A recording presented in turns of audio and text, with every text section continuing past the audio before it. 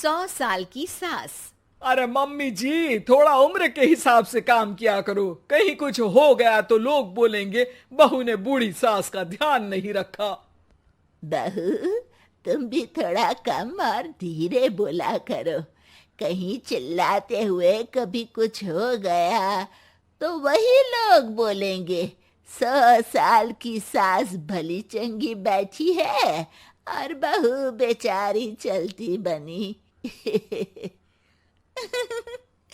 वैसे मम्मी जी, दादी बिल्कुल ठीक बोल रही हैं। हैं? क्या ठीक बोल रही है? वो जो कुछ भी बोले वो सास है, पर तुम क्यों बोल रही हो? बहू होकर सास से जुबान लड़ाओगी क्या? ऐसा बोलते हुए निर्मला को धसका उठ जाता है। कहा था ना, मत चिल्ला मत चिल्ला। तुझे बिना सास और बहू से जुबान लड़ाए बिना शांति नहीं मिलती।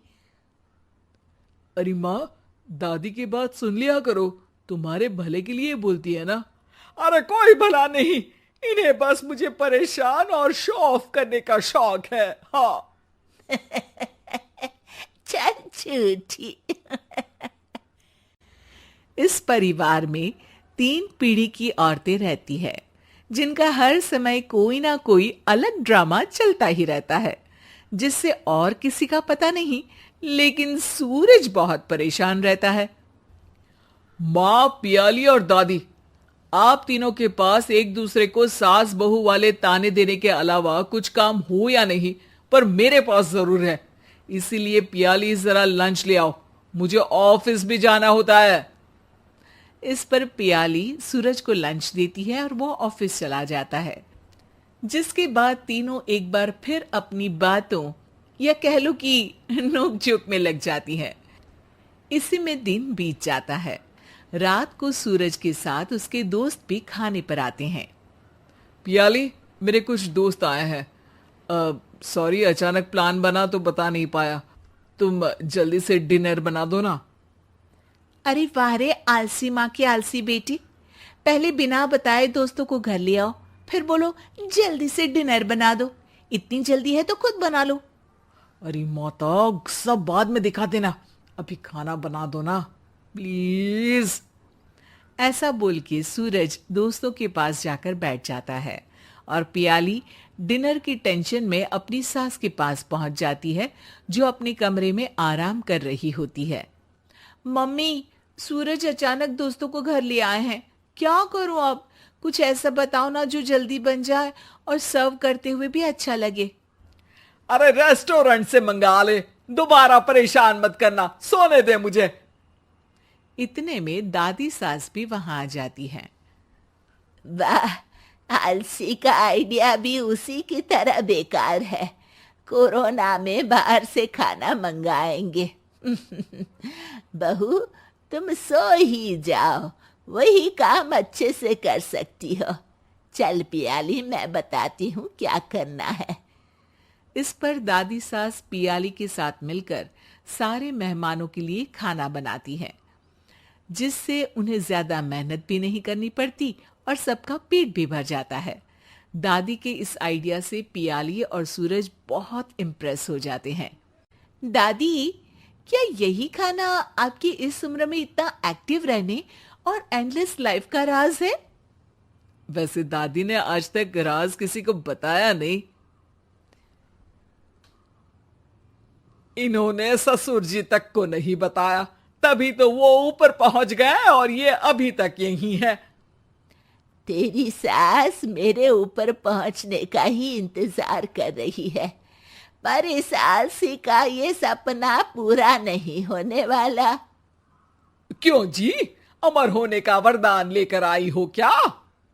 अमर का पता नहीं, पर लगता है तुझसे लंबा जरूर जी लूंगी। इससे पहले कि दोनों सास बहू में कोई बहस शुरू होती, पियाली बीच में बोल पड़ती है। ठीक है, आप दोनों लड़ क्यों रही हैं? हम तो चाहते हैं कि आप दोनों हमारे साथ हमेशा रहें। पियाली की बातों पर दोनों शांत हो जाते हैं और उनकी लाइफ पहले जैसे चलने लगती है, जहां दादी सुबह जल्दी उठकर कुछ न कुछ काम करते हुए पूरा दिन बिताती है, तो वहीं निर्मला और पियाली लेट उठने से लेकर धीरे धीरे आलस में काम करना और जब मर्जी सो जाने से अपना दिन बिताती हैं। एक दिन निर्मला की सहेली उनके घर आती है। अरे क्यों रे निर्मला, कैसे चल रही है जिंदगी? सब बढ़िया, बस ये बुढ़िया ऊपर जाए तो ज्यादा अच्छा होगा। अरे ऐसा क्यों बोलती हो? तुम्हें तो उनसे सीखना चाहिए, वो बहुत फुर्तीली हैं। मैं उन्हें रोज मॉर्निंग वॉक करते हुए देखती हूँ, और वहीं तुम और तुम्हारी बहू हैं जिन्होंने शायद सुबह का सूरज आज तक देखा ही नहीं होगा। सहेली की बात सुनते ही निर्मला भड़क कर चिल्लाते हुए पियाली और अपनी सास को वहां बुलाती है, जिनके साथ सूरज भी वहां आ जाता है, और ये सब देख सहेली वहां से चली जाती है। अरे सासू माँ, आपको हमसे क्या दिक्कत है? अब तो मेरी सहेलियां भी आपकी वजह से मुझे ताने देने लगी हैं। मम्मी जी, कुछ तो लोग कहेंगे, लोगों का काम है कहना, आप इग्नोर करो ना। अच्छा वैसे महारानी, वो तुम्हें भी वही सब बोल रही थी? है? मैंने क्या किया? अरे किलस क्यों रही हो? अब तो समझो और अपना लाइफस्टाइल सुधारो। ओ मोरी मैया, अब हमारा लाइफस्टाइल भी खराब हो गया क्या?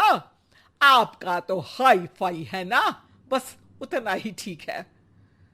तुम लोग हमेशा पूछते हो ना कि मेरी इस उम्र और अभी भी इतने एक्टिव रहने का राज क्या है, तो वो ये लाइफ स्टाइल ही है, जिसे हाई फाई नहीं पर सिंपल कहते हैं।